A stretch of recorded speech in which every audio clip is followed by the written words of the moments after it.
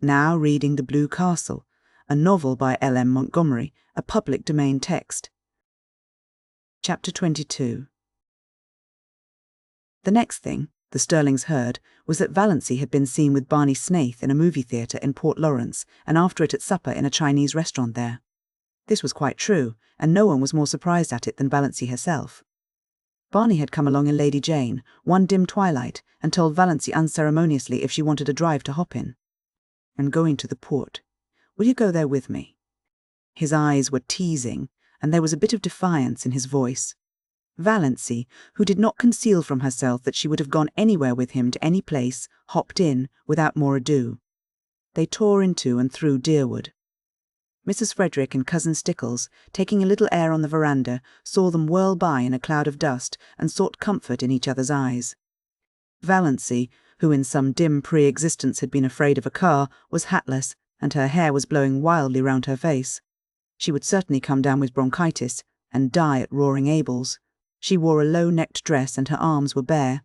That Snaith creature was in his shirt-sleeve smoking a pipe. They were going at the rate of 40 miles an hour. 60, Cousin Stickles averred. Lady Jane could hit the pike when she wanted to.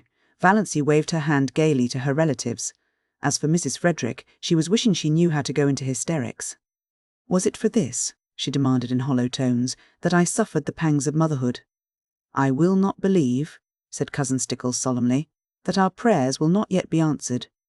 Who will protect that unfortunate girl when I am gone?" moaned Mrs. Frederick. As for Valancy, she was wondering if it could really be only a few weeks since she had sat there with them on that veranda, hating the rubber plant, pestered with teasing questions like black flies, always thinking of appearances, cowed because of Aunt Wellington's teaspoons and Uncle Benjamin's money, poverty-stricken, afraid of everybody, envying Olive, a slave to moth-eaten traditions, nothing to hope for or expect, and now every day was a gay adventure. Lady Jane flew over the 15 miles between Deerwood and the port, through the port. The way Barney went past traffic, policeman was not holy. The lights were beginning to twinkle out like stars in the clear, lemon-hued twilight air. This was the only time Valancy ever really liked the town, and she was crazy with the delight of speeding. Was it possible she had ever been afraid of a car? She was perfectly happy riding beside Barney, not that she deluded herself into thinking it had any significance. She knew quite well that Barney had asked her to go on the impulse of the moment, an impulse born of a feeling of pity for her and her starved little dreams. She was looking tired after a wakeful night with a heart attack, followed by a busy day. She had so little fun. He'd give her an outing for once. Besides, Abel was in the kitchen at the point of drunkenness where he was declaring he did not believe in God and beginning to sing ribald songs. It was just as well she should be out of the way for a while. Barney knew Roaring Abel's repertoire. They went to the movie. Valancy had never been to a movie. And then, finding a nice hunger upon them, they went and had fried chicken, unbelievably delicious, in the Chinese restaurant. After which they rattled home again, leaving a devastating trail of scandal behind them. Mrs. Frederick gave up going to church altogether. She could not endure her friends' pitying glances and questions. But Cousin Stickles went every Sunday. She said they had been given a cross to bear. Chapter 23. On one of Cissy's wakeful nights, she told Valancy her poor little story. They were sitting by the open window. Cissy could not get her breath lying down that night. An inglorious gibbous moon was hanging over the wooded hills, and in its spectral light, Cissy looked frail and lovely and incredibly young. A child. It did not seem possible that she could have lived through all the passion and pain and shame of her story. He was stopping at the hotel across the lake. He used to come over in his canoe at night. We met in the pines down the shore. He was a young college student. His father was a rich man in Toronto. Oh, Valancy, I didn't mean to be bad. I didn't indeed. But I loved him so. I love him yet. I'll always love him. And I didn't know some things. I didn't understand. Then his father came and took him away. And after a little, I found out, oh, Valancy, I was so frightened. I didn't know what to do. I wrote him, and he came.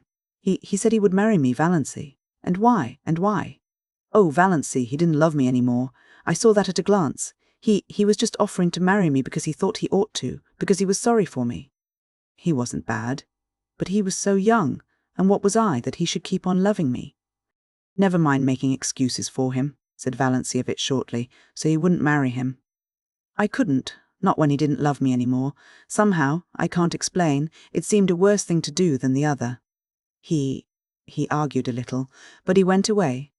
Do you think I did right, Valancy? Yes, I do. You did right, but he... Don't blame him, dear. Please don't. Let's not talk about him at all. There's no need. I wanted to tell you how it was. I didn't want you to think me bad. I never did think so. Yes, I felt that, whenever you came. Oh, Valancy, what you've been to me. I can never tell you, but God will bless you for it. I know he will, with what measure ye meet. Sissy sobbed for a few minutes in Valancy's arms, then she wiped her eyes.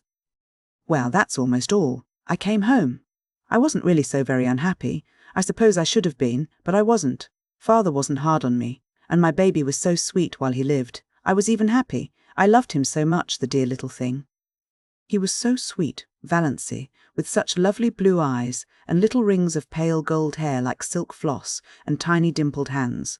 I used to bite his satin-smooth little face all over, softly, so as not to hurt him, you know. I know, said Valancy, wincing. I know, a woman always knows and dreams, and he was all mine. Nobody else had any claim on him. When he died, oh, Valancy, I thought I must die too. I didn't see how anybody could endure such anguish and live. To see his dear little eyes and know he would never open them again, to miss his warm little body nestled against mine at night, and think of him sleeping alone and cold, his wee face under the hard frozen earth. It was so awful for the first year. After that it was a little easier. One didn't keep thinking this day last year, but I was so glad when I found out I was dying. Who could endure life if it were not for the hope of death? Murmured Valancy softly. It was of course a quotation from some book of John Foster's. I'm glad I've told you all about it, sighed Sissy. I wanted you to know. Sissy died a few nights after that. Roaring Abel was away. When Valancy saw the change that had come over Sissy's face, she wanted to telephone for the doctor. But Sissy wouldn't let her. Valancy, why should you? He can do nothing for me. I've known for several days that... This was near. Let me die in peace, dear, just holding your hand. Oh, I'm so glad you're here. Tell Father goodbye for me. He's always been as good to me as he knew how, and Barney. Somehow I think that Barney. But a spasm of coughing interrupted and exhausted her. She fell asleep when it was over, still holding to Valancy's hand. Valancy sat there in the silence. She was not frightened, or even sorry. At sunrise, Sissy died. She opened her eyes and looked past Valancy at something that made her smile suddenly and happily. And smiling, she died. Valancy crossed Sissy's hands on her breast and went to the open window. In the eastern sky, amid the fires of sunrise, an old moon was hanging, as slender and lovely as a new moon. Valancy had never seen an old moon before. She watched it pale and fade until it paled and faded out of sight in the living rose of day. A little pool in the barrens shone in the sunrise like a great golden lily. But the world suddenly seemed a colder place to Valancy. Again, nobody needed her. She was not in the least sorry Cecilia was dead. She was only sorry for all her suffering in life. But nobody could ever hurt her again. Valancy had always thought death dreadful. But Sissy had died so quietly, so pleasantly. And at the very last, something had made up to her for everything. She was lying there now, in her white sleep, looking like a child. Beautiful, all the lines of shame and pain gone. And roaring Abel drove in, justifying his name. Valancy went down and told him. The shock sobered him at once. He slumped down on the seat of his buggy, his great head hanging.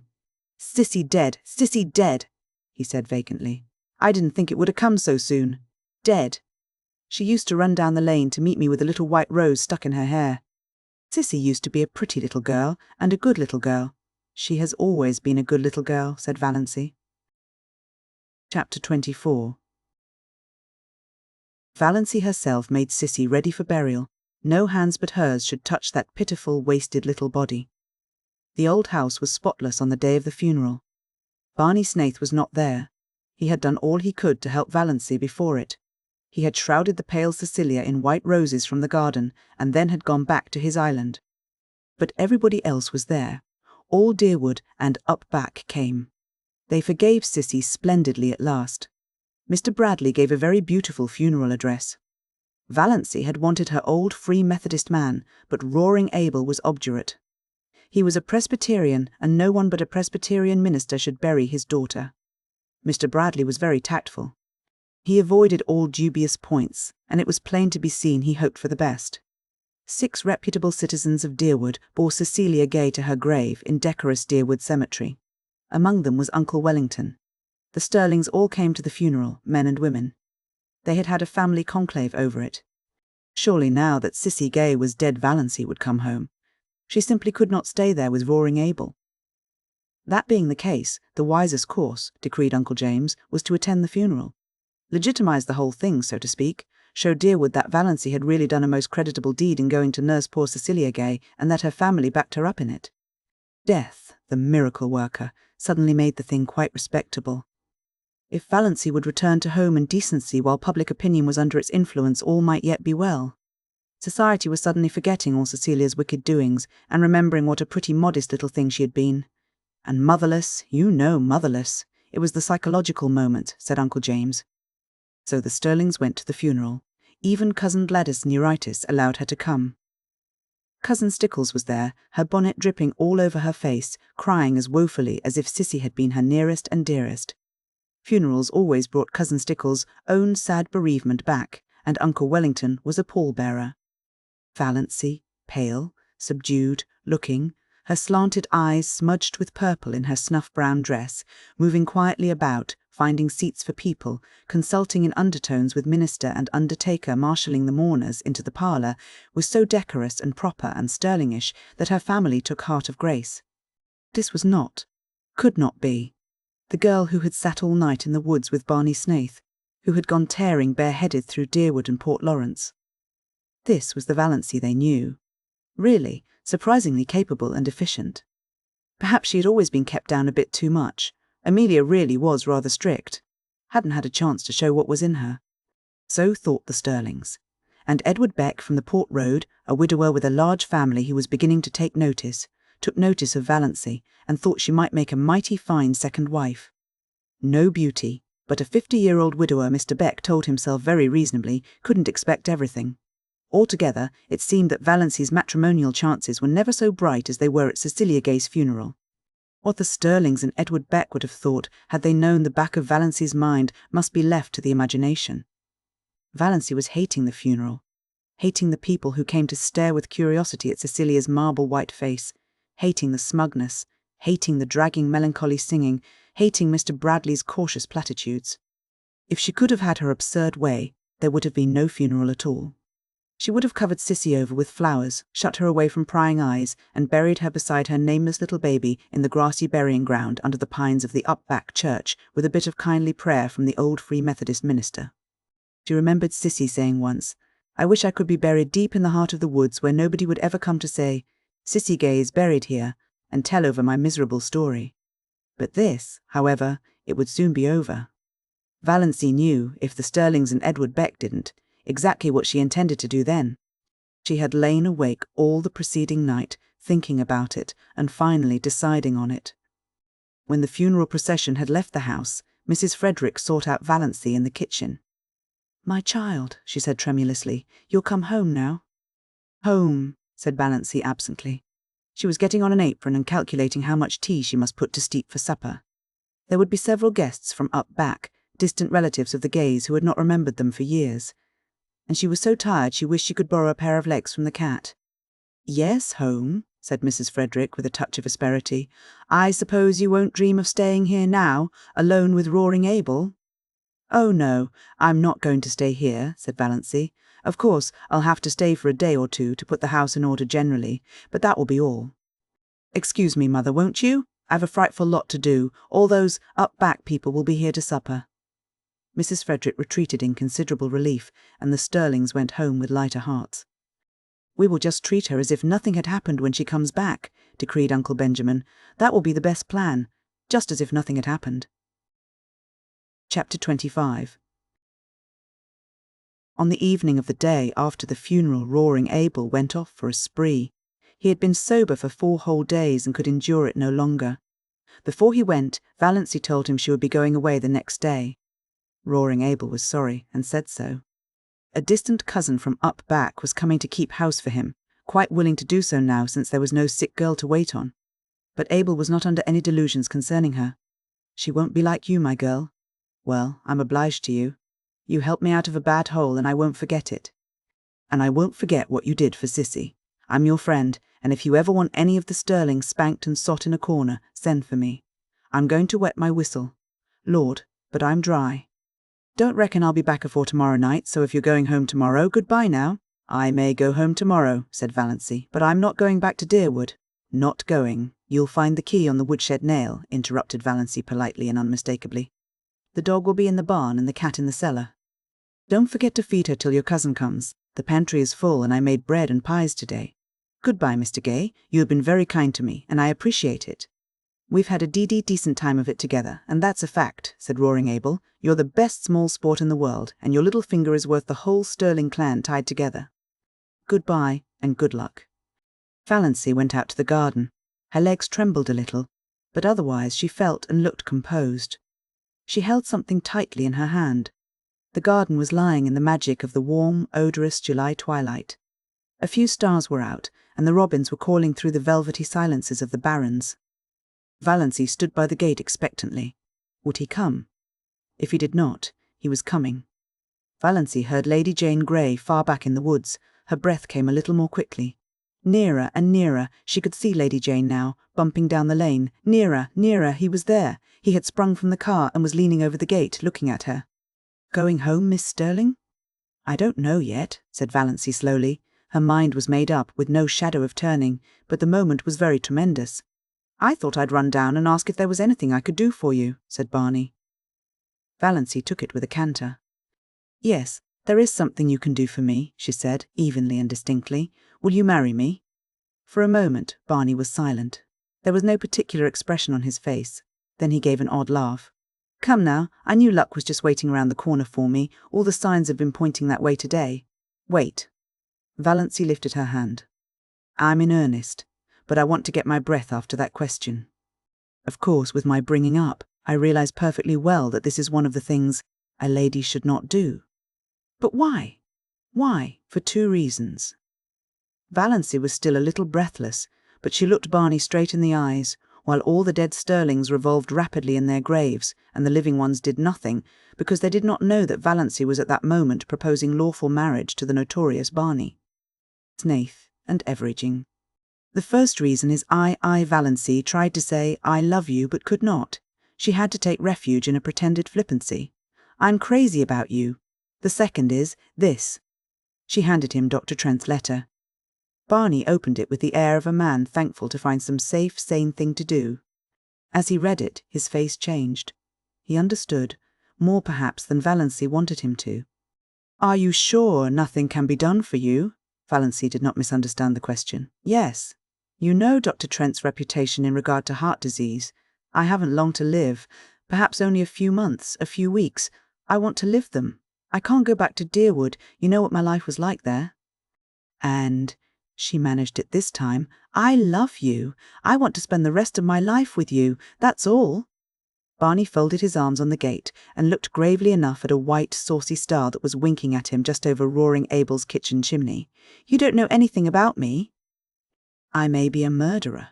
No, I don't. You may be something dreadful. Everything they say of you may be true, but it doesn't matter to me. You care that much for me, Valancy? Said Barney, incredulously looking away from the star and into her eyes, her strange, mysterious eyes. I care that much, said Valancy in a low voice. She was trembling. He had called her by her name for the first time.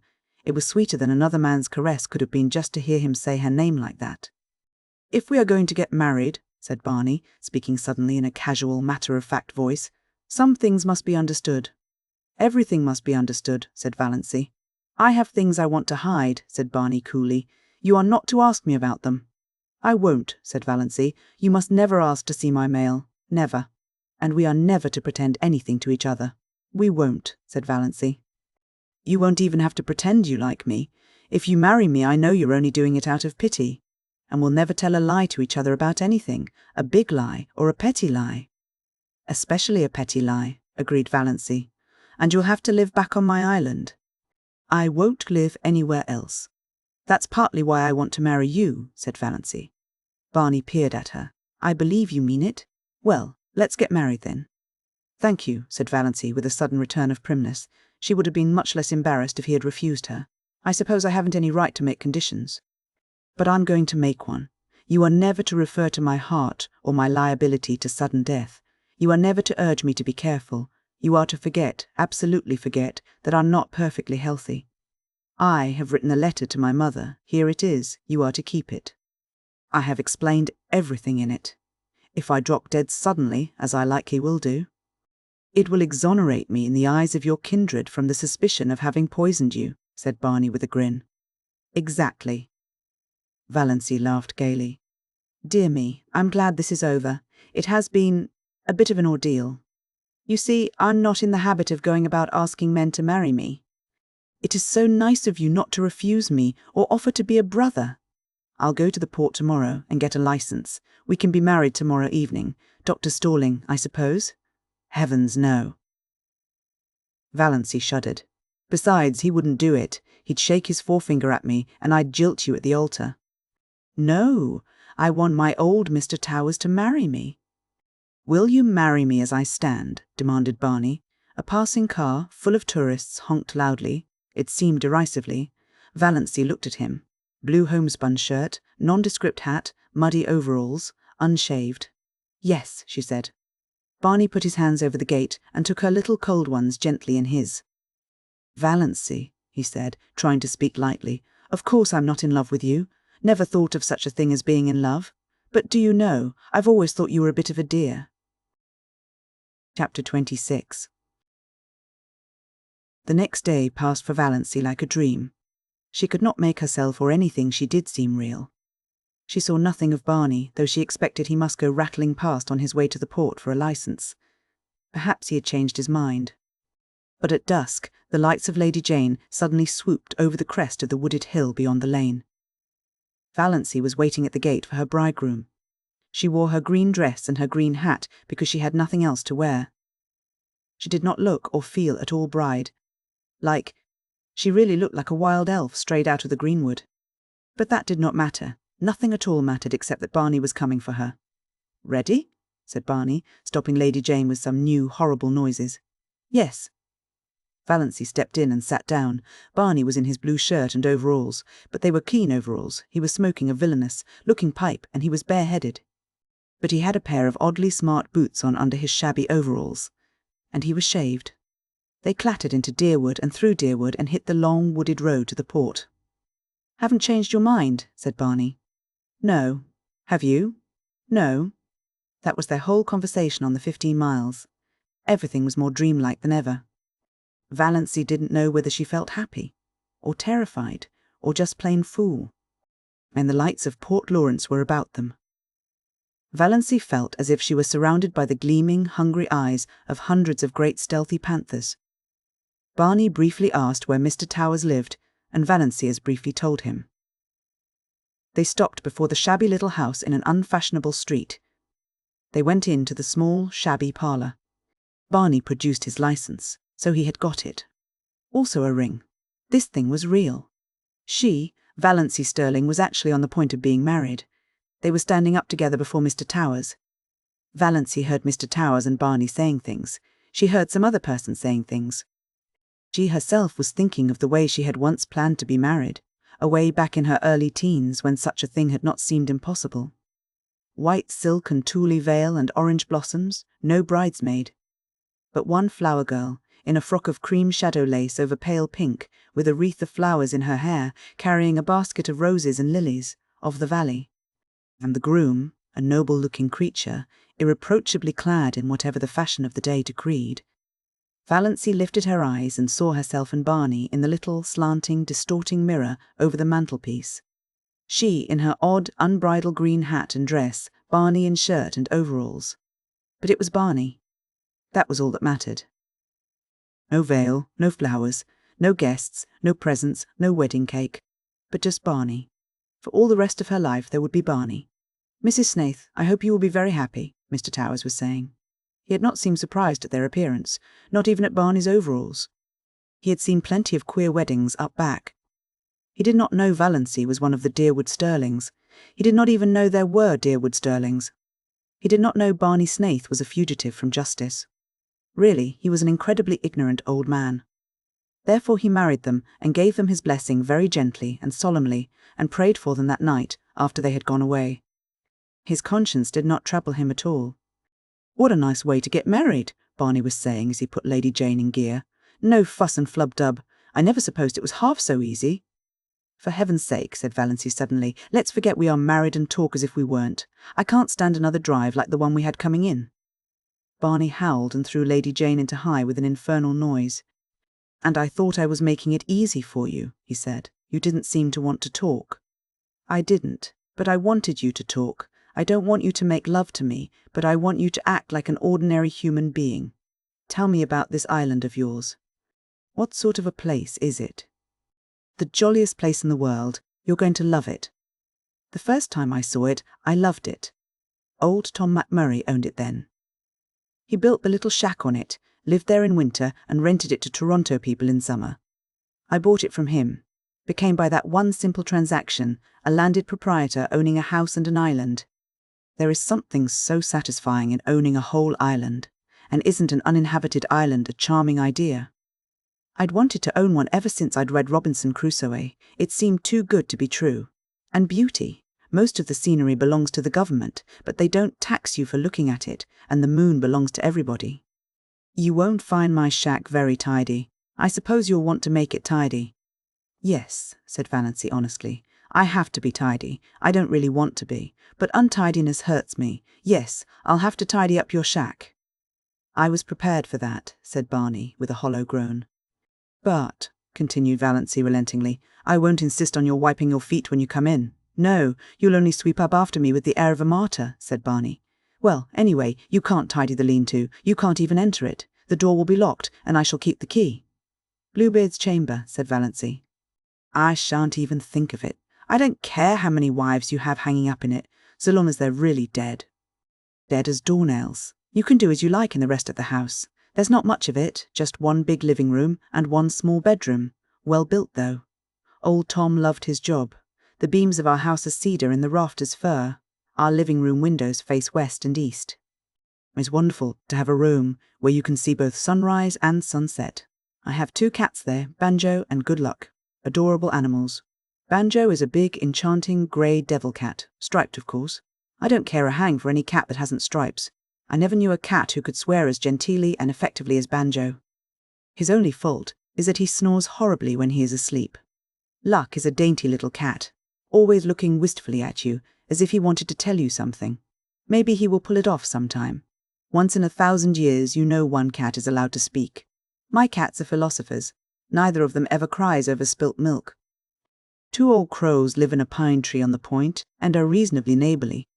Call 'em Nip and Tuck. And I have a demure little tame owl. Name, Leander.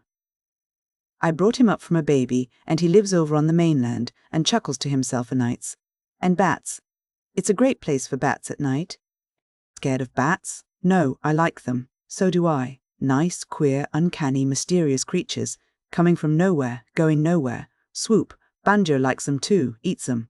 I have a canoe and a disappearing propeller boat. Went to the port in it today to get my license. Quieter than Lady Jane. "I thought you hadn't gone at all, that you had changed your mind," admitted Valancy. Barney laughed, the laugh Valancy did not like, the little bitter, cynical laugh. "I never changed my mind," he said shortly. "I went back through Deerwood, up the Muskoka Road, past roaring Abel's, over the rocky, daisied lane. The dark pine woods swallowed them up. Through the pine woods, where the air was sweet with the incense of the unseen fragile bells of the linears that carpeted the banks of the trail, out to the shore of Miss Doris. Lady Jane must be left here. They got out." Barney led the way down a little path to the edge of the lake. "There's our island," he said gloatingly. Valancy looked and looked, and looked again. There was a diaphanous lilac mist on the lake, shrouding the island. Through it the 2 enormous pine trees that clasped hands over Barney's shack loomed out like dark turrets. Behind them was a sky still rose-hued in the afterlight, and a pale young moon. Valancy shivered like a tree. The wind stirs suddenly. Something seemed to sweep over her soul. "My blue castle," she said. Oh, my blue castle! They got into the canoe and paddled out to it.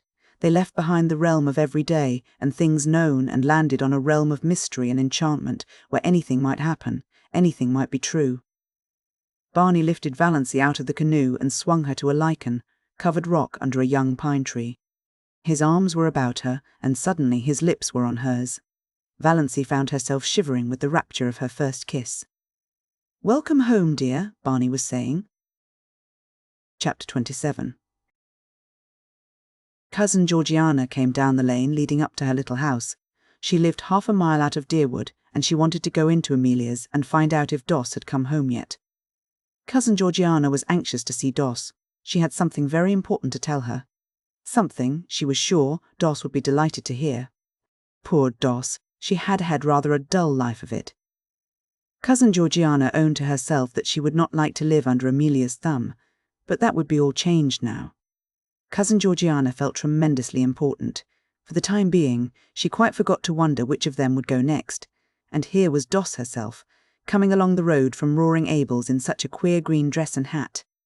Talk about luck. Cousin Georgiana would have a chance to impart her wonderful secret right away, with nobody else about to interrupt. It was, you might say, a providence. Valancy, who had been living for 4 days on her enchanted island, had decided that she might as well go into Deerwood and tell her relatives that she was married. Otherwise, finding that she had disappeared from Roaring Abel's, they might get out a search warrant for her. Barney had offered to drive her in, but she had preferred to go alone. She smiled very radiantly at Cousin Georgiana, who, she remembered, as of someone known a long time ago, had really been not a bad little creature. Valancy was so happy that she could have smiled at anybody, even Uncle James. She was not averse to Cousin Georgiana's company. Already, since the houses along the road were becoming numerous, she was conscious that curious eyes were looking at her from every window.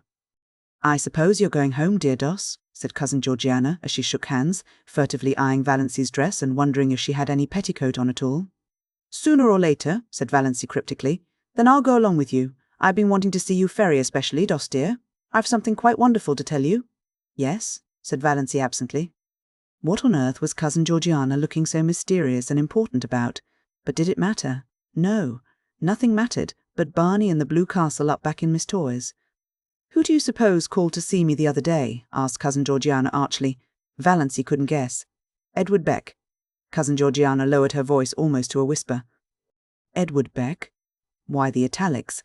And was Cousin Georgiana blushing? "Who on earth is Edward Beck?" asked Valancy indifferently. Cousin Georgiana stared. "Surely you remember Edward Beck," she said reproachfully. "He lives in that lovely house on the Port Lawrence Road, and he comes to our church regularly. You must remember him." "Oh, I think I do now," said Valancy, with an effort of memory.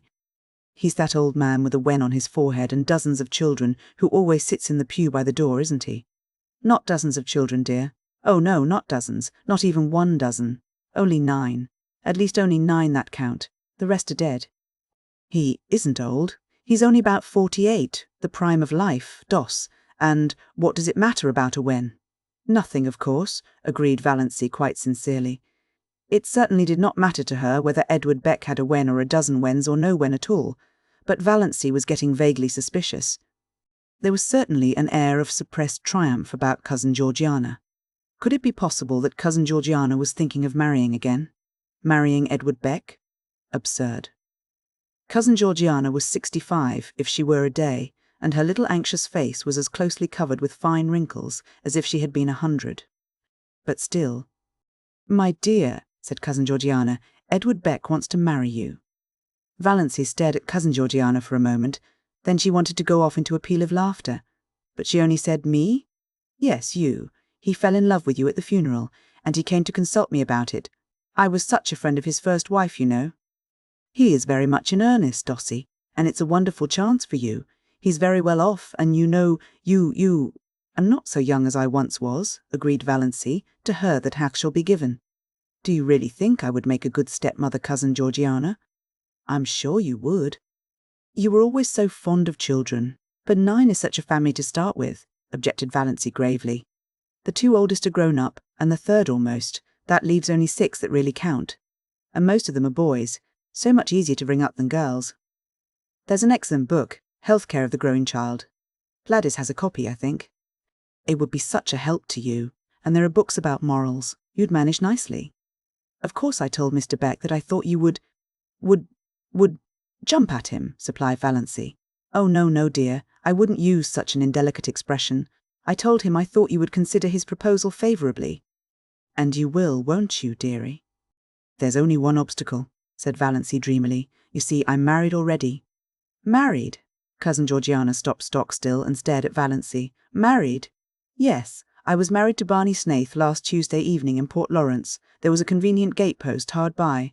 Cousin Georgiana took firm hold of it. Doss dear, I'm an old woman. Are you trying to make fun of me? Not at all. I'm only telling you the truth. For heaven's sake, Cousin Georgiana. Valancy was alarmed by certain symptoms. Don't go crying here on the public road. Cousin Georgiana choked back the tears and gave a little moan of despair instead. Oh, Doss, what have you done? What have you done? I've just been telling you. I've got married, said Valancy, calmly and patiently. To that Barney Snaith. Why, they say he's had a dozen wives already. I'm the only one round at present, said Valancy. And what will your poor mother say? Moaned Cousin Georgiana. Come along with me and hear if you want to know, said Valancy. I'm on my way to tell her now. Cousin Georgiana let go the gate post cautiously and found that she could stand alone. She meekly trotted on beside Valancy, who suddenly seemed quite a different person in her eyes. Cousin Georgiana had a tremendous respect for a married woman, but it was terrible to think of what the poor girl had done. So rash, so reckless. Of course, Valancy must be stark mad. But she seemed so happy in her madness that Cousin Georgiana had a momentary conviction that it would be a pity if the clan tried to scold her back to sanity. She had never seen that look in Valancy's eyes before.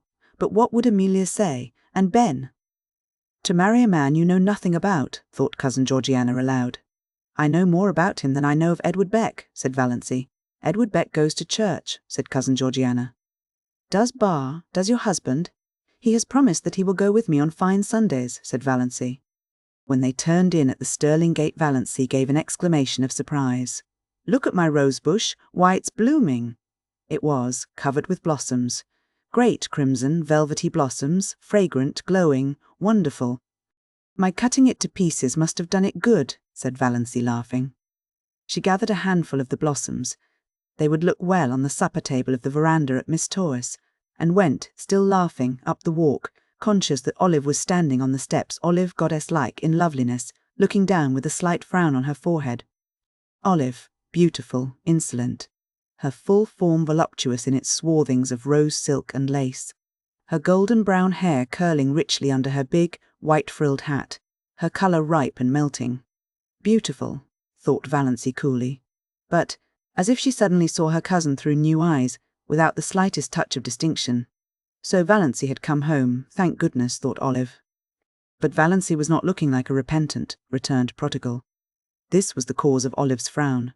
She was looking triumphant, graceless, that outlandish dress, that queer hat, those hands full of blood-red roses. Yet there was something about both dress and hat, as Olive instantly felt, that was entirely lacking in her own attire. This deepened the frown. She put out a condescending hand. So you're back, Doss. Very warm day, isn't it? Did you walk in? Yes, coming in. Oh, no, I've just been in. I've come often to comfort poor auntie. She's been so lonesome. I'm going to Mrs. Bartlett's tea. I have to help poor. She's giving it for her cousin from Toronto. Such a charming girl.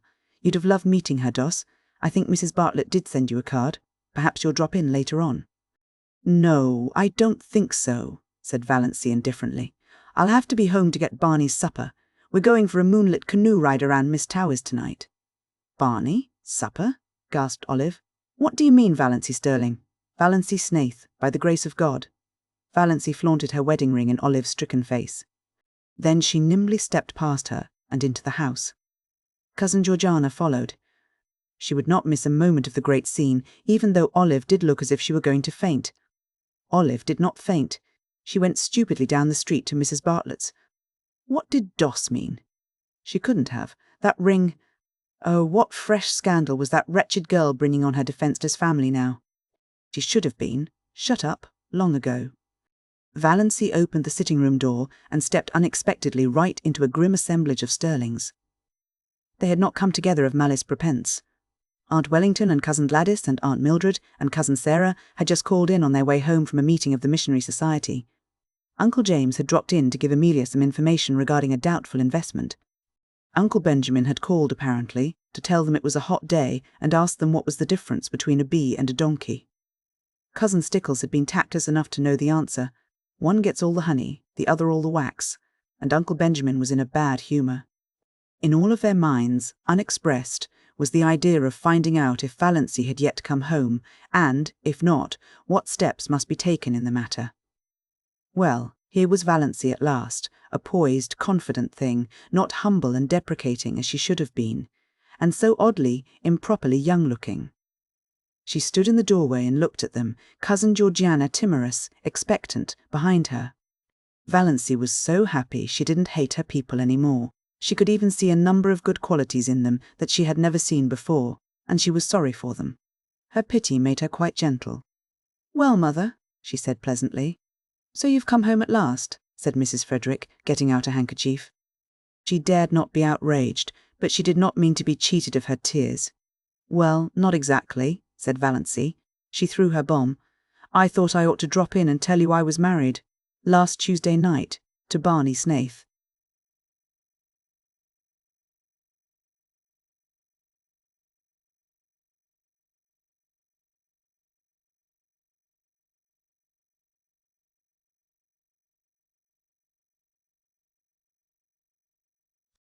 Uncle Benjamin bounced up and sat down again. "God bless my soul," he said dully. The rest seemed turned to stone, except Cousin Gladys, who turned faint. Aunt Mildred and Uncle Wellington had to help her out to the kitchen. She would have to keep up the Victorian traditions, said Valancy with a grin. She sat down, uninvited, on a chair. Cousin Stickles had begun to sob. "Is there one day in your life that you haven't cried?" asked Valancy curiously. "Valancy," said Uncle James, being the first to recover the power of utterance, "did you mean what you said just now?" "I did. Do you mean to say that you have actually gone and married that notorious Barney Snaith, that criminal, that—" "I have." "Then," said Uncle James violently, "you are a shameless creature, lost to all sense of propriety and virtue, and I wash my hands entirely of you. I do not want ever to see your face again."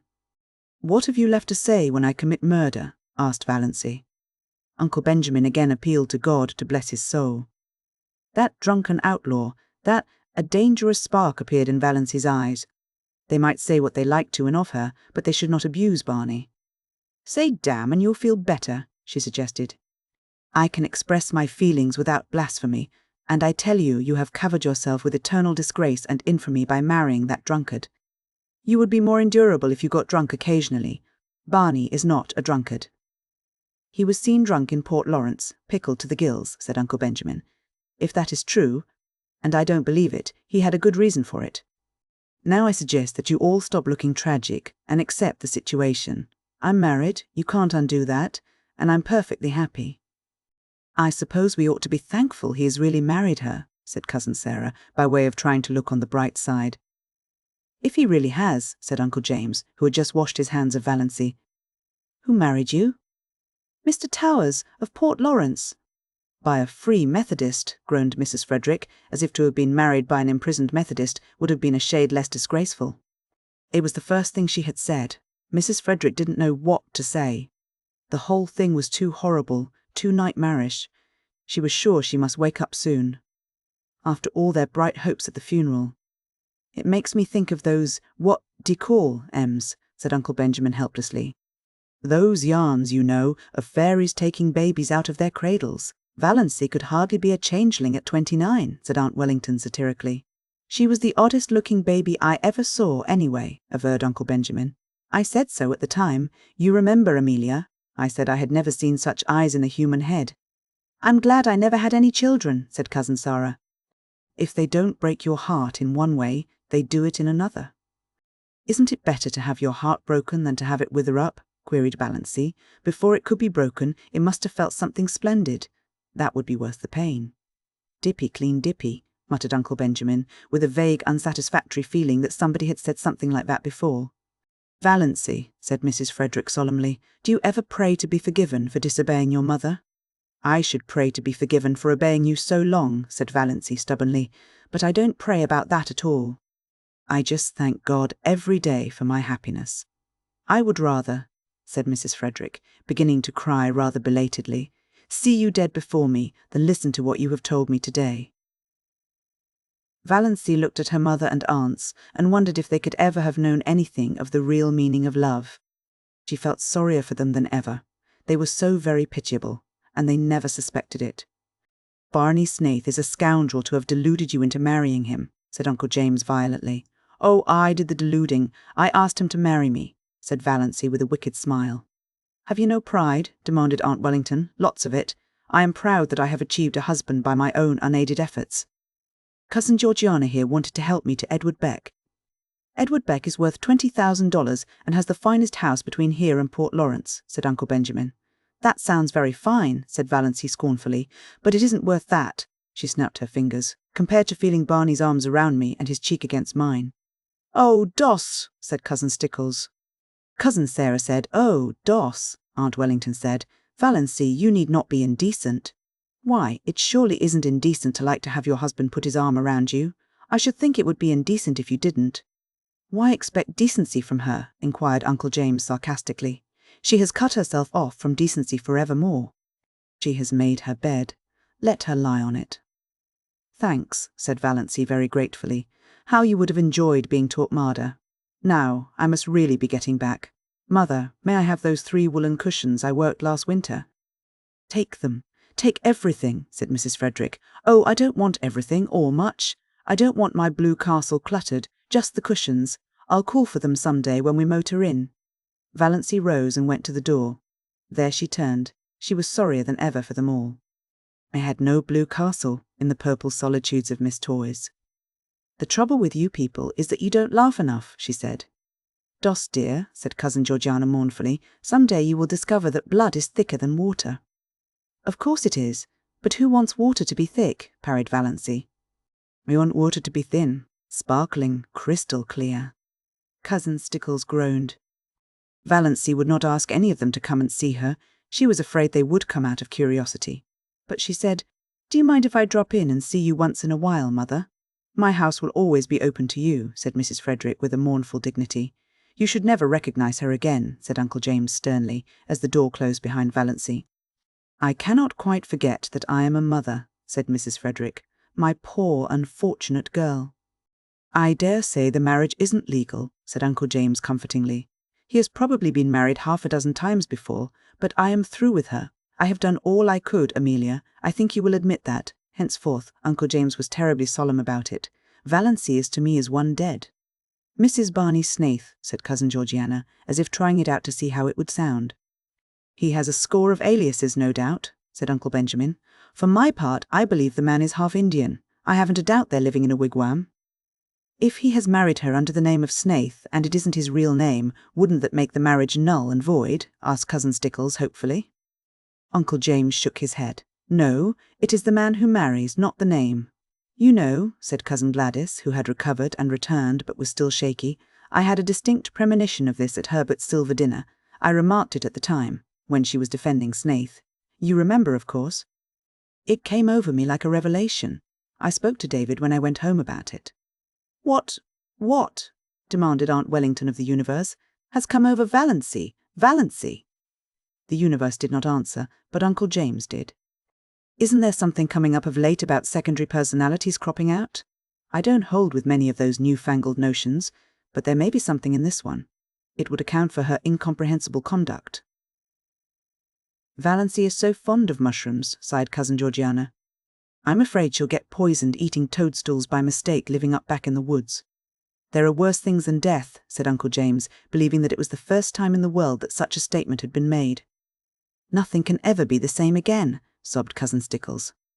Valancy, hurrying along the dusty road, back to cool Miss Toys and her purple island, had forgotten all about them, just as she had forgotten that she might drop dead at any moment if she hurried.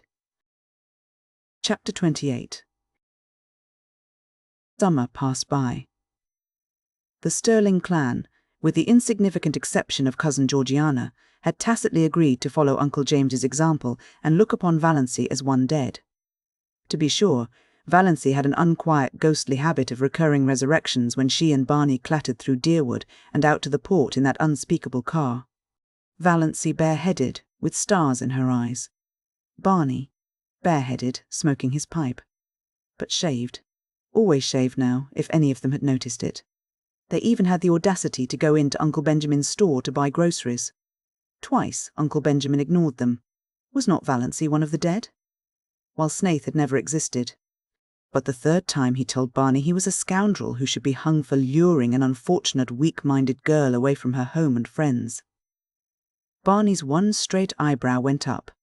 "I've made her happy," he said coolly, "and she was miserable with her friends, so that's that." Uncle Benjamin stared. It had never occurred to him that women had to be, or ought to be, made happy. You pup," he said. "Why be so unoriginal?" queried Barney amiably. "Anybody could call me a pup. Why not think of something worthy of the Sterlings? Besides, I'm not a pup. I'm really quite a middle-aged dog. 35, if you're interested in knowing." Uncle Benjamin remembered just in time that Valancy was dead. He turned his back on Barney. Valancy was happy, gloriously and entirely so. She seemed to be living in a wonderful house of life, and every day opened a new, mysterious room. It was in a world which had nothing in common with the one she had left behind, a world where time was not, which was young with immortal youth, where there was neither past nor future, but only the present. She surrendered herself utterly to the charm of it. The absolute freedom of it all was unbelievable. They could do exactly as they liked. No Mrs. Grundy, no traditions, no relatives or in-laws. Peace, perfect peace, with loved ones far away, as Barney quoted shamelessly. Valancy had gone home once and got her cushions, and Cousin Georgiana had given her one of her famous candlewick spreads of most elaborate design. "For your spare-room bed, dear," she said. "But I haven't got any spare room," said Valancy. Cousin Georgiana looked horrified. A house without a spare room was monstrous to her. "But it's a lovely spread," said Valancy with a kiss, "and I'm so glad to have it. I'll put it on my own bed. Barney's old patchwork quilt is getting ragged." "I don't see how you can be contented to live up back," sighed Cousin Georgiana. "It's so out of the world." "Contented," Valancy laughed. What was the use of trying to explain to Cousin Georgiana? "It is," she agreed, "most gloriously and entirely out of the world." "And you are really happy, dear?" asked Cousin Georgiana wistfully. "I really am," said Valancy gravely, her eyes dancing. "Marriage is such a serious thing," sighed Cousin Georgiana. "When it's going to last long," agreed Valancy. Cousin Georgiana did not understand this at all, but it worried her, and she lay awake at nights wondering what Valancy meant by it. Valancy loved her blue castle and was completely satisfied with it. The big living room had 3 windows, all commanding exquisite views of exquisite Miss Dorris. The one in the end of the room was an oriel window, which Tom McMurray, Barney explained, had got out of some little old up-back church that had been sold. It faced the west, and when the sunsets flooded it, Valancy's whole being knelt in prayer, as if in some great cathedral. The new moons always looked down through it, the lower pine boughs swayed about the top of it, and all through the nights the soft, dim silver of the lake dreamed through it. There was a stone fireplace on the other side, no desecrating gas imitation, but a real fireplace where you could burn real logs, with a big grizzly bearskin on the floor before it, and beside it a hideous red plush sofa of Tom McMurray's regime. But its ugliness was hidden by silver-grey timber wolfskins, and Valancy's cushions made it gay and comfortable. In a corner, a nice, tall, lazy old clock ticked, the right kind of a clock. One that did not hurry the hours away, but ticked them off deliberately. It was the jolliest-looking old clock. A fat, corpulent clock with a great, round man's face painted on it, the hands stretching out of its nose and the hours encircling it like a halo. There was a big glass case of stuffed owls and several deer heads, likewise of Tom McMurray's vintage, some comfortable old chairs that asked to be sat upon. A squat little chair with a cushion was prescriptively Banjo's. If anybody else dared sit on it, Banjo glared him out of it with his topaz-hued, black-ringed eyes. Banjo had an adorable habit of hanging over the back of it, trying to catch his own tail, losing his temper because he couldn't catch it, giving it a fierce bite for spite when he did catch it, yowling malignantly with pain. Barney and Valancy laughed at him until they ached, but it was good luck they loved. They were both agreed that good luck was so lovable that he practically amounted to an obsession. One side of the wall was lined with rough, homemade bookshelves filled with books, and between the two side windows hung an old mirror in a faded gilt frame with fat cupids gambolling in the panel over the glass. A mirror, Valancy thought, that must be like the fabled mirror into which Venus had once looked, and which thereafter reflected as beautiful every woman who looked into it. Valancy thought she was almost pretty in that mirror, but that may have been because she had shingled her hair. This was before the day of bobs, and was regarded as a wild, unheard of proceeding, unless you had typhoid. When Mrs. Frederick heard of it, she almost decided to erase Valancy's name from the family Bible. Barney cut the hair square off at the back of Valancy's neck, bringing it down in a short black fringe over her forehead. It gave a meaning and a purpose to her little, three-cornered face that it never had possessed before. Even her nose ceased to irritate her. Her eyes were bright, and her sallow skin had cleared to the hue of creamy ivory. The old family joke had come true. She was really fat at last, anyway, no longer skinny.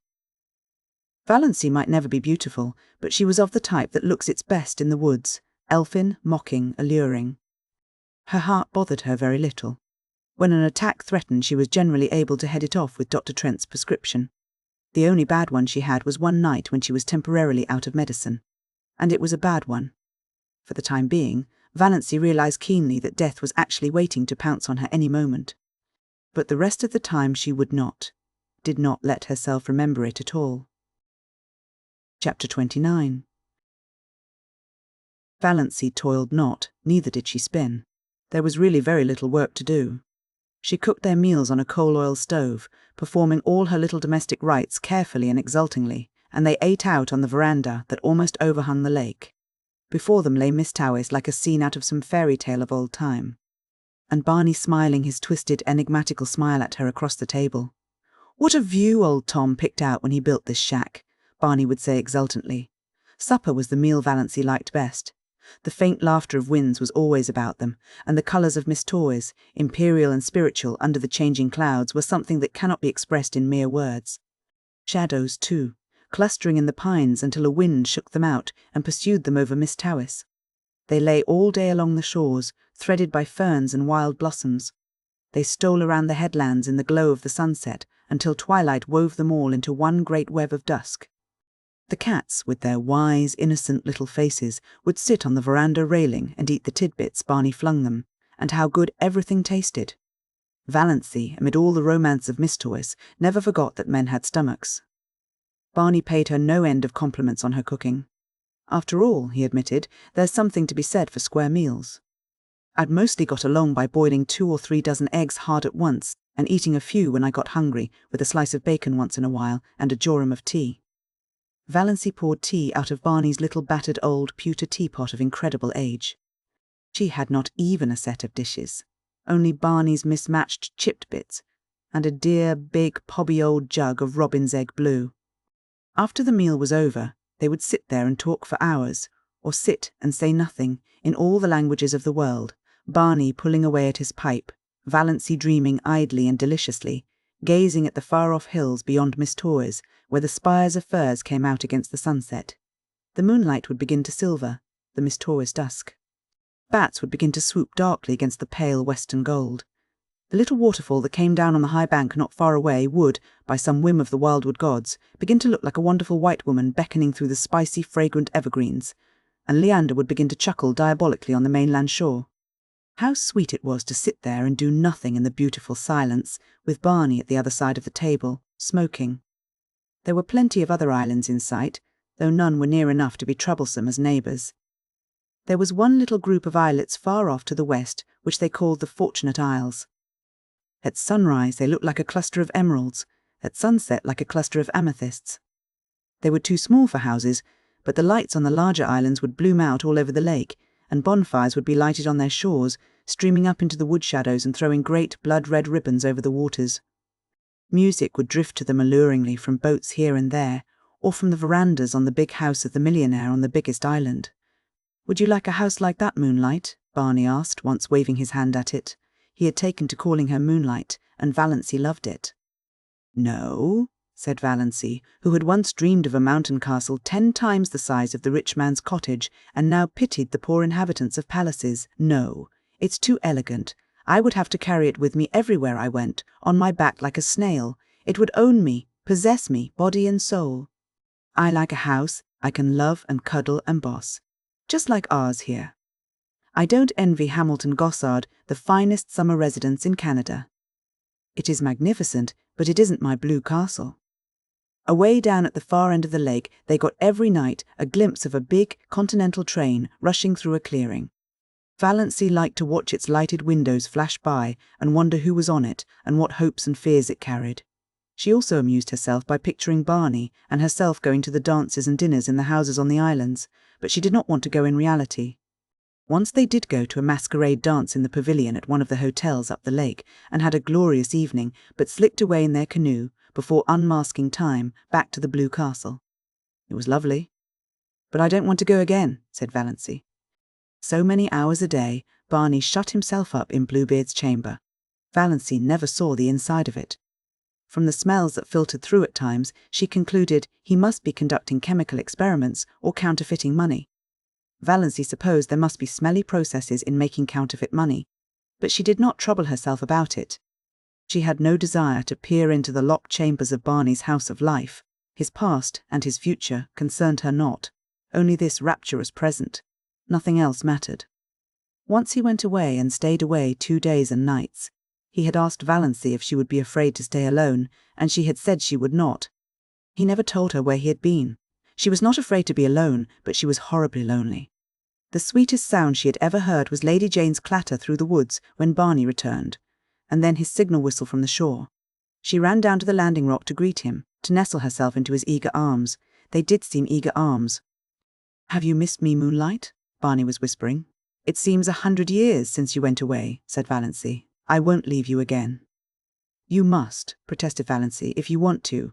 I'd be miserable if I thought you wanted to go and didn't. Because of me, I want you to feel perfectly free." Barney laughed, a little cynically. "There is no such thing as freedom on earth," he said. "Only different kinds of bondages, and comparative bondages. You think you are free now because you've escaped from a peculiarly unbearable kind of bondage. But are you? You love me? That's a bondage." "Who said or wrote that the prison unto which we doom ourselves no prison is?" asked Valancy dreamily, clinging to his arm as they climbed up the rock steps. "Ah, now you have it," said Barney. "That's all the freedom we can hope for, the freedom to choose our prison." But Moonlight, he stopped at the door of the Blue Castle and looked about him, at the glorious lake, the great shadowy woods, the bonfires, the twinkling lights. "Moonlight, I'm glad to be home again. When I came down through the woods and saw my home lights, mine, gleaming out under the old pines, something I'd never seen before, oh girl, I was glad, glad." But in spite of Barney's doctrine of bondage, Valancy thought they were splendidly free. It was amazing to be able to sit up half the night and look at the moon if you wanted to be late for meals if you wanted to. She who had always been rebuked so sharply by her mother and so reproachfully by Cousin Stickles if she were 1 minute late.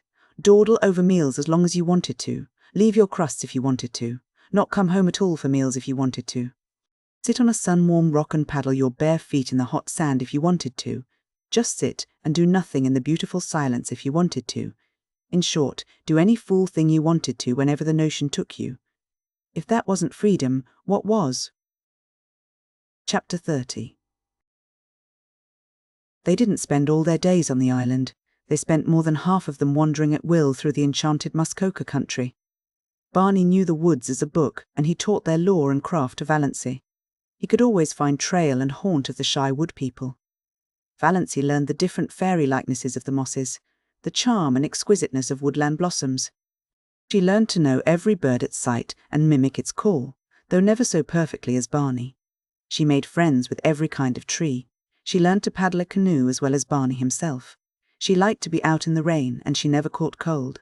Sometimes they took a lunch with them and went berrying, strawberries and blueberries. How pretty blueberries were! The dainty green of the unripe berries, the glossy pinks and scarlets of the half-ripes, the misty blue of the fully matured. And Valancy learned the real flavour of the strawberry in its highest perfection. There was a certain sunlit dell on the banks of Miss Toys along which white birches grew on one side and on the other still, changeless ranks of young spruces. There were long grasses at the roots of the birches, combed down by the winds and wet with morning dew late into the afternoons.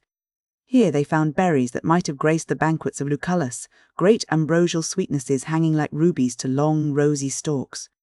They lifted them by the stalk and ate them from it, uncrushed and virgin, tasting each berry by itself, with all its wild fragrance ensphered therein. When Valancy carried any of these berries home, that elusive essence escaped, and they became nothing more than the common berries of the market. Place, very kitchenly good indeed, but not as they would have been, eaten in their birch dell until her fingers were stained as pink as Aurora's eyelids. Oh, they went after water lilies. Barney knew where to find them in the creeks and bays of Miss Torres. Then the Blue Castle was glorious with them, every receptacle that Valancy could contrive, filled with the exquisite things. If not water lilies, then cardinal flowers, fresh and vivid from the swamps of Miss Torres, where they burned like ribbons of flame. Sometimes they went trouting on little nameless rivers or hidden brooks on whose banks naiads might have sunned their white, wet limbs. Then all they took with them was some raw potatoes and salt. They roasted the potatoes over a fire, and Barney showed Valancy how to cook the trout, by wrapping them in leaves, coating them with mud, and baking them in a bed of hot coals. Never were such delicious meals. Valancy had such an appetite. It was no wonder she put flesh on her bones. Or they just prowled and explored through woods that always seemed to be expecting something wonderful to happen. At least that was the way Valancy felt about them. Down the next hollow, over the next hill, you would find it. "We don't know where we're going, but isn't it fun to go?" Barney used to say. Once or twice night overtook them, too far from their blue castle to get back. But Barney made a fragrant bed of bracken and fir boughs, and they slept on it dreamlessly, under a ceiling of old spruces with moss hanging from them, while beyond them moonlight and the murmur of pines blended together so that one could hardly tell which was light and which was sound. There were rainy days, of course, when Muskoka was a wet green land. Days when showers drifted across Miss Torres like pale ghosts of rain, and they never thought of staying in because of it. Days when it rained in right good earnest, and they had to stay in. Then Barney shut himself up in Bluebeard's chamber, and Valancy read, or dreamed on the wolfskins with Good Luck purring beside her, and Banjo watching them suspiciously from his own peculiar chair. On Sunday evenings they paddled across to a point of land, and walked from there through the woods to the little Free Methodist church. One felt really too happy for Sunday. Valancy had never really liked Sundays before, and always, Sundays and weekdays, she was with Barney. Nothing else really mattered, and what a companion he was. How understanding, how jolly, how Barney-like, that summed it all up. Valancy had taken some of her $200 out of the bank and spent it in pretty clothes. She had a little smoke blue chiffon, which she always put on when they spent the evening at home, smoke blue with touches of silver about it. It was after she began wearing it that Barney began calling her Moonlight. Moonlight and blue twilight, that is what you look like in that dress. I like it. It belongs to you. You aren't exactly pretty, but you have some adorable beauty spots, your eyes, and that little kissable dent just between your collarbones. You have the wrist and ankle of an aristocrat. That little head of yours is beautifully shaped. And when you look backward over your shoulder, you're maddening, especially in twilight or moonlight, an elf maiden, a wood sprite. You belong to the woods, Moonlight. You should never be out of them. In spite of your ancestry, there is something wild and remote and untamed about you. And you have such a nice, sweet, throaty, summery voice. Such a nice voice for love-making. Sure, and you've kissed the Blarney Stone, scoffed Valancy. But she tasted these compliments for weeks. She got a pale green bathing suit too, a garment which would have given her clan their deaths if they had ever seen her in it. Barney taught her how to swim. Sometimes she put her bathing dress on when she got up and didn't take it off until she went to bed, running down to the water for a plunge whenever she felt like it and sprawling on the sun-warm rocks to dry. She had forgotten all the old humiliating things that used to come up against her in the night, the injustices and the disappointments. It was as if they had all happened to some other person, not to her, Valancy Snaith, who had always been happy. "I understand now what it means to be born again," she told Barney. Holmes speaks of grief staining backward through the pages of life, but Valancy found her happiness had stained backward likewise and flooded with rose colour her whole previous drab existence. She found it hard to believe that she had ever been lonely and unhappy and afraid. "When death comes, I shall have lived," thought Valancy. "I shall have had my hour, and her dust pile." One day, Valancy had heaped up the sand in the little island cove in a tremendous cone and stuck a gay little Union Jack on top of it. "What are you celebrating?" Barney wanted to know. I'm just exorcising an old demon, Valancy told him. Chapter 31. Autumn came, late September with cool nights. They had to forsake the veranda, but they kindled a fire in the big fireplace and sat before it with jest and laughter. They left the doors open, and Banjo and Good Luck came and went at pleasure. Sometimes they sat gravely on the bearskin rug between Barney and Valancy. Sometimes they slunk off into the mystery of the chill night outside. The stars smouldered in the horizon mists through the old oriel. The haunting, persistent croon of the pine trees filled the air. The little waves began to make soft, sobbing splashes on the rocks below them in the rising winds. They needed no light but the firelight that sometimes leaped up and revealed them, sometimes shrouded them in shadow. When the night wind rose higher, Barney would shut the door and light a lamp and read to her poetry and essays and gorgeous, dim chronicles of ancient wars. Barney never would read novels, he vowed they bored him, but sometimes she read them herself, curled up on the wolfskins, laughing aloud in peace. For Barney was not one of those aggravating people who can never hear you smiling audibly over something you've read, without inquiring placidly, "What is the joke?" October, with a gorgeous pageant of colour around Miss Torres, into which Valancy plunged her soul. Never had she imagined anything so splendid. A great tinted piece, blue, wind-winnowed skies. Sunlight sleeping in the glades of that fairyland. Long, dreamy purple days paddling idly in their canoe along shores and up the rivers of crimson and gold. A sleepy red hunter's moon. Enchanted tempests that stripped the leaves from the trees and heaped them along the shores. Flying shadows of clouds. What had all the smug, opulent lands out front to compare with this? November, with uncanny witchery in its changed trees, with murky red sunsets flaming in smoky crimson behind the westering hills. With dear days when the austere woods were beautiful and gracious in a dignified serenity of folded hands and closed eyes. Days full of a fine, pale sunshine that sifted through the late, leafless gold of the juniper trees and glimmered among the grey beeches, lighting up evergreen banks of moss and washing the colonnades of the pines.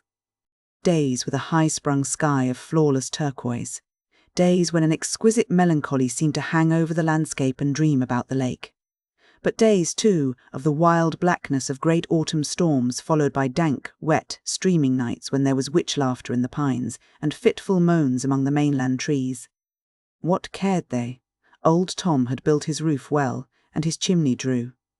Warm fire, books, comfort, safety from storm, our cats on the rug, moonlight, said Barney. Would you be any happier now if you had $1 million? No, nor half so happy. I'd be bored by conventions and obligations then. December, early snows and Orion, the pale fires of the Milky Way. It was really winter now, wonderful, cold, starry winter. How Valancy had always hated winter. Dull, brief, uneventful days, long, cold, companionless nights. Cousin Stickles with her back that had to be rubbed continually. Cousin Stickles making weird noises, gargling her throat in the mornings. Cousin Stickles whining over the price of coal. Her mother probing, questioning, ignoring. Endless colds and bronchitis, or the dread of it, Redfern's liniment and purple pills. But now she loved winter. Winter was beautiful up back, almost intolerably beautiful. Days of clear brilliance, evenings that were like cups of glamour, the purest vintage of winter's wine.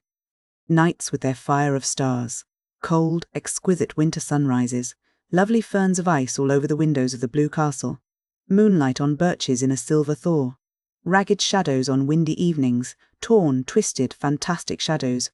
Great silences, austere and searching. Jewelled, barbaric hills, the sun suddenly breaking through grey clouds over long white Miss Doris. Icy grey twilights, broken by snow squalls, when their cosy living room, with its goblins of firelight and inscrutable cats, seemed cosier than ever. Every hour brought a new revelation and wonder. Barney ran Lady Jane into Roaring Abel's barn, and taught Valancy how to snowshoe. Valancy, who ought to be laid up with bronchitis. But Valancy had not even a cold. Later on in the winter, Barney had a terrible one, and Valancy nursed him through it with a dread of pneumonia in her heart. But Valancy's colds seemed to have gone where old moons go, which was luck, for she hadn't even Redfern's liniment. She had thoughtfully bought a bottle at the port, and Barney had hurled it into frozen Miss Toys with a scowl. "Bring no more of that devilish stuff here," he had ordered briefly.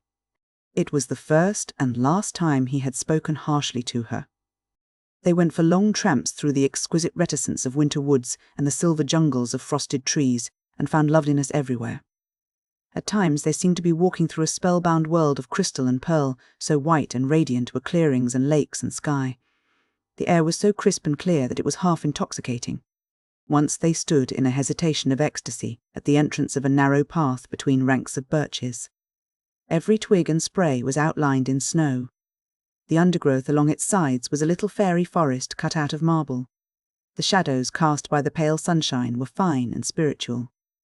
"Come away," said Barney, turning. "We must not commit the desecration of tramping through there." One evening they came upon a snowdrift far back in an old clearing, which was in the exact likeness of a beautiful woman's profile. Seen too close by, the resemblance was lost, as in the fairy tale of the Castle of St. John. Seen from behind, it was a shapeless oddity. But at just the right distance and angle, the outline was so perfect that when they came suddenly upon it, gleaming out against the dark background of spruce in the glow of that winter sunset, they both exclaimed in amazement. There was a low, noble brow, a straight, classic nose, lips and chin and cheek curve modelled, as if some goddess of old time had sat to the sculptor, and a breast of such cold, swelling purity as the very spirit of the winter woods might display. "All the beauty that old Greece and Rome, sun-painted, taught," quoted Barney.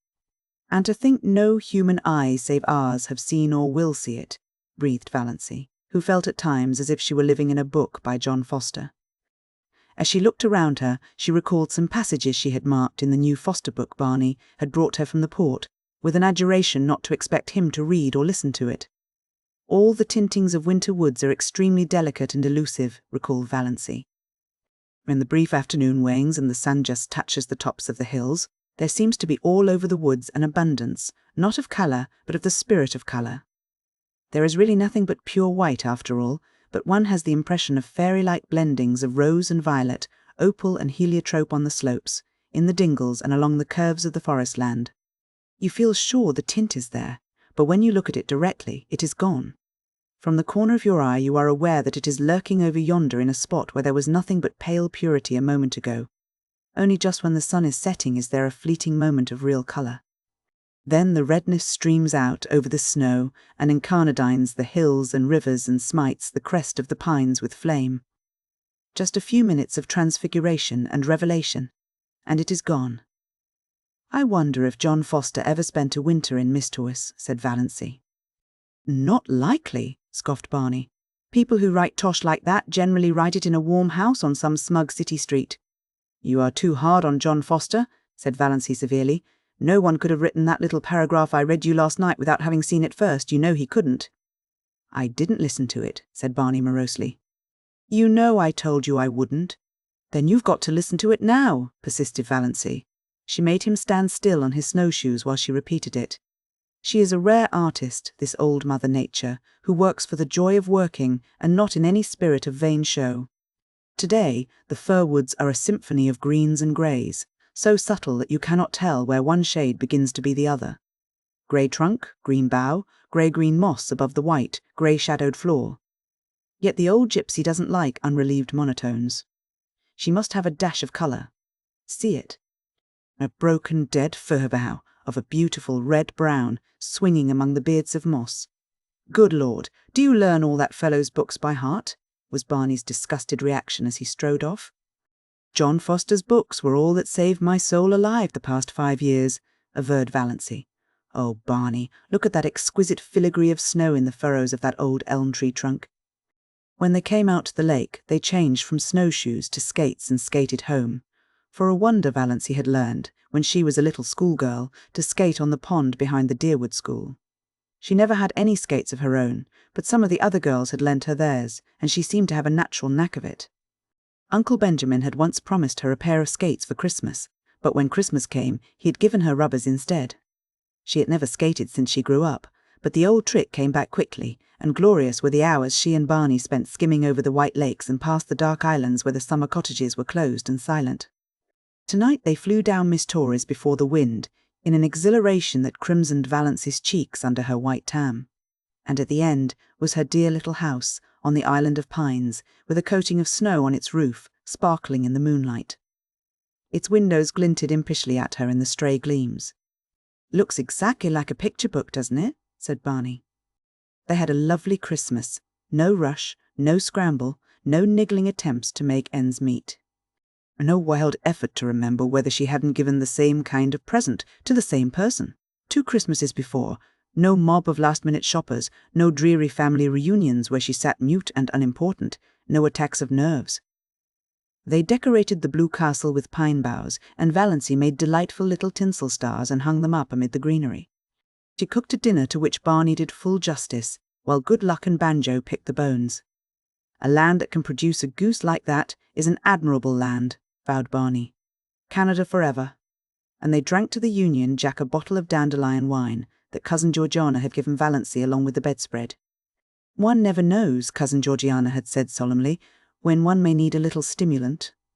Barney had asked Valancy what she wanted for a Christmas present. "Something frivolous and unnecessary," said Valancy, who had got a pair of galoshes last Christmas and 2 long-sleeved woolen undervests the year before, and so on back. To her delight, Barney gave her a necklace of pearl beads. Valancy had wanted a string of milky pearl beads, like congealed moonshine, all her life. And these were so pretty.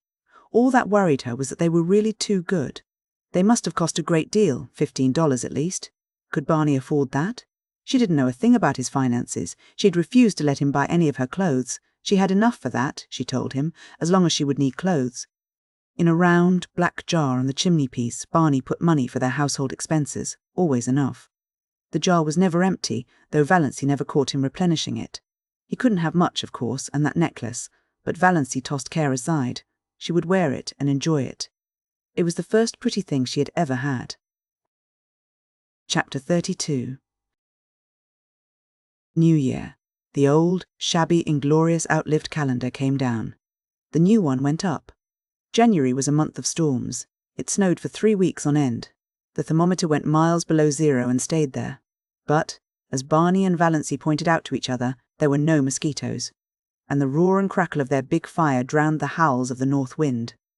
Good Luck and Banjo waxed fat and developed resplendent coats of thick, silky fur. Nip and Tuck had gone. "But they'll come back in spring," promised Barney. There was no monotony. Sometimes they had dramatic little private spats that never even thought of becoming quarrels. Sometimes Roaring Abel dropped in, for an evening or a whole day, with his old tartan cap and his long red beard coated with snow. He generally brought his fiddle and played for them, to the delight of all except Banjo, who would go temporarily insane and retreat under Valancy's bed. Sometimes Abel and Barney talked while Valancy made candy for them. Sometimes they sat and smoked in silence a la Tennyson and Carlyle, until the blue castle reeked and Valancy fled to the open. Sometimes they played checkers fiercely and silently the whole night through. Sometimes they all ate the russet apples Abel had brought, while the jolly old clock ticked the delightful minutes away. A plate of apples, an open fire, and a jolly good book whereon to look are a fair substitute for heaven, vowed Barney. Anyone can have the streets of gold. Let's have another whack at Carmen. It was easier now for the Sterlings to believe Valancy of the dead. Not even dim rumours of her having been over at the port came to trouble them, though she and Barney used to skate there occasionally to see a movie and eat hot dogs shamelessly at the corner stand afterwards. Presumably none of the Sterlings ever thought about her, except Cousin Georgina, who used to lie awake worrying about poor Doss. Did she have enough to eat? Was that dreadful creature good to her? Was she warm enough at nights? Valancy was quite warm at nights. She used to wake up and revel silently in the coziness of those winter nights on that little island in the frozen lake. The nights of other winters had been so cold and long. Valancy hated to wake up in them and think about the bleakness and emptiness of the day that had passed, and the bleakness and emptiness of the day that would come. Now she almost counted that night, lost on which she didn't wake up and lie awake for half an hour just being happy, while Barney's regular breathing went on beside her, and through the open door the smouldering brands in the fireplace winked at her in the gloom.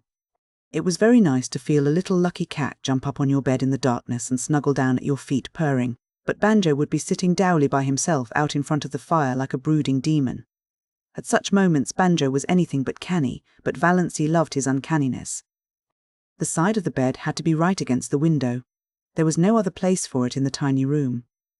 Valancy, lying there, could look out of the window, through the big pine boughs that actually touched it, away up Miss Doris, white and lustrous as a pavement of pearl, or dark and terrible in the storm.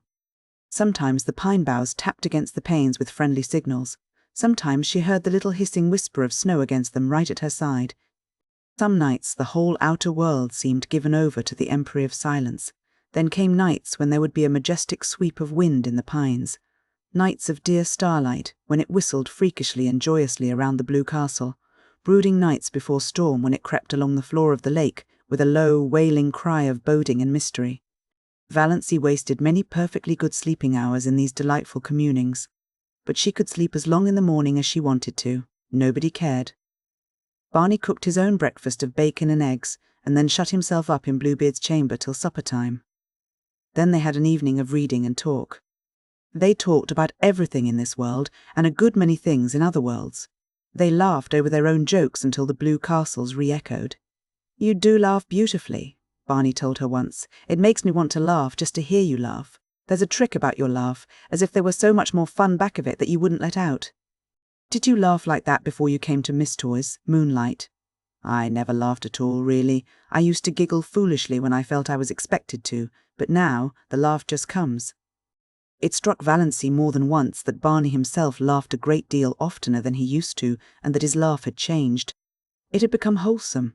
She rarely heard the little cynical note in it now. Could a man laugh like that who had crimes on his conscience?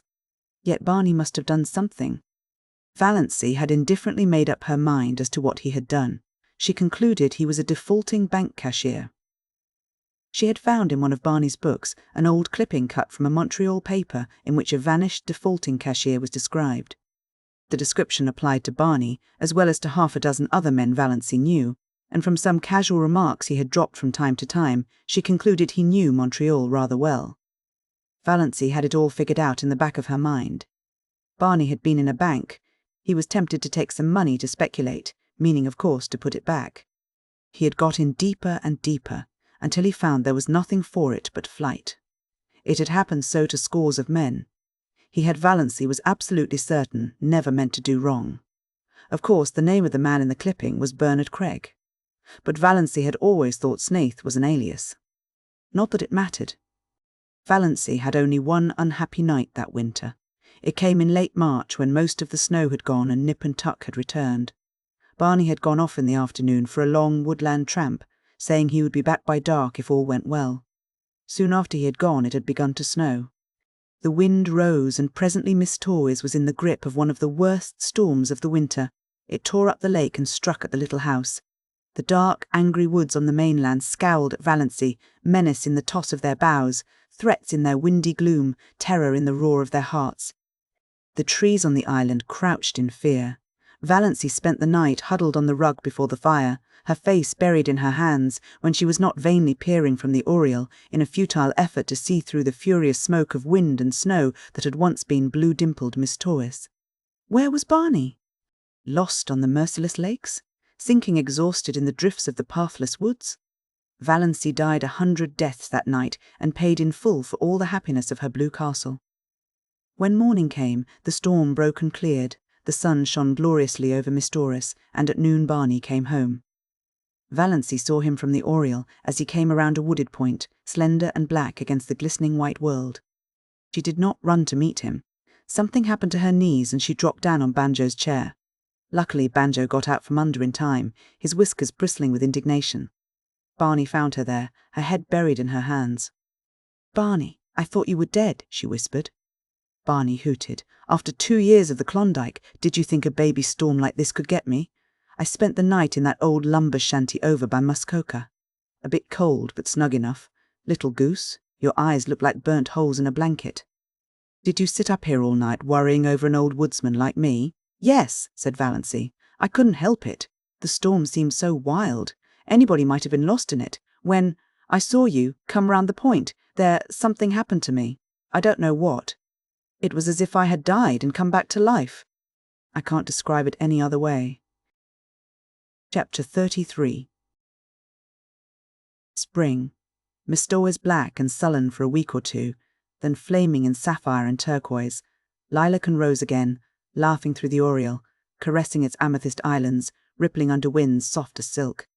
Frogs, little green wizards of swamp and pool, singing everywhere in the long twilights and long into the nights. Islands fairy, like in a green haze, the evanescent beauty of wild young trees in early leaf frost, light loveliness of the new foliage of juniper trees, the woods putting on a fashion of spring flowers, dainty, spiritual things akin to the soul of the wilderness, red mist on the maples, willows decked out with glossy silver pussies, all the forgotten violets of Miss Tawes blooming again, lure of April moons. Think how many thousands of springs have been here on Miss Tawes, and all of them beautiful, said Valancy. Oh, Barney, look at that wild plum. I must quote from John Foster. There's a passage in one of his books. I've reread it 100 times. He must have written it before a tree just like that. Behold the young wild plum tree which has adorned herself after immemorial fashion in a wedding, veil of fine lace. The fingers of wood pixies must have woven it, for nothing like it ever came from an earthly loom. I vow the tree is conscious of its loveliness. It is bridling before our very eyes, as if its beauty were not the most ephemeral thing in the woods, as it is the rarest and most exceeding, for today it is, and tomorrow it is not. Every south wind purring through the boughs will winnow away a shower of slender petals. But what matter? Today it is queen of the wild places, and it is always today in the woods. I'm sure you feel much better since you've got that out of your system, said Barney heartlessly. Here's a patch of dandelions, said Valancy, unsubdued. Dandelions shouldn't grow in the woods, though. They haven't any sense of the fitness of things at all. They are too cheerful and self-satisfied. They haven't any of the mystery and reserve of the real wood flowers. In short, they've no secrets, said Barney. But wait a bit. The woods will have their own way even with those obvious dandelions. In a little while all that obtrusive yellowness and complacency will be gone, and we'll find here misty, phantom-like globes hovering over those long grasses in full harmony with the traditions of the forest. That sounds John Fosterish, teased Valancy. What have I done that deserved a slam like that? Complained Barney. One of the earliest signs of spring was the renaissance of Lady Jane. Barney put her on roads that no other car would look at, and they went through Deerwood in mud to the axles. They passed several Sterlings who groaned and reflected that now spring was come, they would encounter that shameless pair everywhere. Valancy, prowling about Deerwood shops, met Uncle Benjamin on the street, but he did not realise until he had gone 2 blocks further on that the girl in the scarlet-collared blanket coat, with cheeks reddened in the sharp April air and the fringe of black hair over laughing, slanted eyes, was Valancy. When he did realise it, Uncle Benjamin was indignant. What business had Valancy to look like a young girl? The way of the transgressor was hard, had to be, scriptural and proper. Yet Valancy's path couldn't be hard. She wouldn't look like that if it were. There was something wrong. It was almost enough to make a man turn modernist. Barney and Valancy clanged onto the port, so that it was dark when they went through Deerwood again. At her old home Valancy, seized with a sudden impulse, got out, opened the little gate, and tiptoed around to the sitting-room window. There sat her mother and cousin Stickles drearily, grimly knitting, baffling and inhuman as ever. If they had looked the least bit lonesome, Valancy would have gone in. But they did not. Valancy would not disturb them for worlds. Chapter 34. Valancy had 2 wonderful moments that spring. One day, coming home through the woods, with her arms full of trailing arbutus and creeping spruce, she met a man who she knew must be Alan Tierney. Alan Tierney, the celebrated painter of beautiful women. He lived in New York in winter, but he owned an island cottage at the northern end of Miss Tawes, to which he always came the minute the ice was out of the lake. He was reputed to be a lonely, eccentric man. He never flattered his sitters. There was no need to, for he would not paint anyone who required flattery. To be painted by Alan Tierney was all the cachet of beauty a woman could desire. Valancy had heard so much about him that she couldn't help turning her head back over her shoulder for another shy, curious look at him. A shaft of pale spring sunlight fell through a great pine athwart her bare black head and her slanted eyes. She wore a pale green sweater and had bound a fillet of linna ermine about her hair. The feathery fountain of trailing spruce overflowed her arms and fell around her. Alan Tierney's eyes lighted up. "I've had a caller," said Barney the next afternoon, when Valancy had returned from another flower quest. "Who?" Valancy was surprised but indifferent. She began filling a basket with arbutus. "Alan Tierney, he wants to paint you, Moonlight." "Me?" Valancy dropped her basket and her arbutus. "You're laughing at me, Barney." "I'm not." "That's what Tierney came for, to ask my permission to paint my wife as the spirit of Muskoka or something like that." But, stammered Valancy, Alan Tierney never paints any but beautiful women, finished Barney, conceded. QED, Mistress Barney Snaith is a beautiful woman. Nonsense, said Valancy, stooping to retrieve her arbutus. You know that's nonsense, Barney. I know I'm a heap better looking than I was a year ago, but I'm not beautiful. Alan Tierney never makes a mistake, said Barney. You forget Moonlight, that there are different kinds of beauty. Your imagination is obsessed by the very obvious type of your cousin Olive. Oh, I've seen her, she's a stunner, but you'd never catch Alan Tierney wanting to paint her. In the horrible but expressive slang phrase, she keeps all her goods in the shop window. But in your subconscious mind you have a conviction that nobody can be beautiful who doesn't look like Olive. Also, you remember your face as it was in the days when your soul was not allowed to shine through it. Tierney said something about the curve of your cheek as you looked back over your shoulder. You know I've often told you it was distracting, and he's quite batty about your eyes. If I wasn't absolutely sure it was solely professional, he's really a crabbed old bachelor, you know, I'd be jealous. Well, I don't want to be painted, said Valancy. I hope you told him that. I couldn't tell him that. I didn't know what you wanted, but I told him. I didn't want my wife painted, hung up in a salon for the mob to stare at, belonging to another man, for of course I couldn't buy the picture. So even if you had wanted to be painted, Moonlight, your tyrannous husband would not have permitted it. Tierney was a bit squiffy. He isn't used to being turned down like that. His requests are almost like royalties. But we are outlaws, laughed Valancy. We bow to no decrees. We acknowledge no sovereignty. In her heart, she thought unashamedly, I wish Olive could know that Alan Tierney wanted to paint me. Me. Little old maid Valancy Sterling, that was. Her second wonder moment came one evening in May. She realized that Barney actually liked her.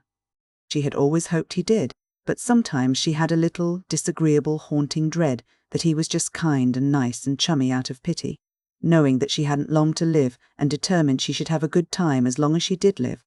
But away back in his mind, rather looking forward to freedom again, with no intrusive woman creature in his island fastness and no chattering thing beside. Him in his woodland prowls. She knew he could never love her. She did not even want him to.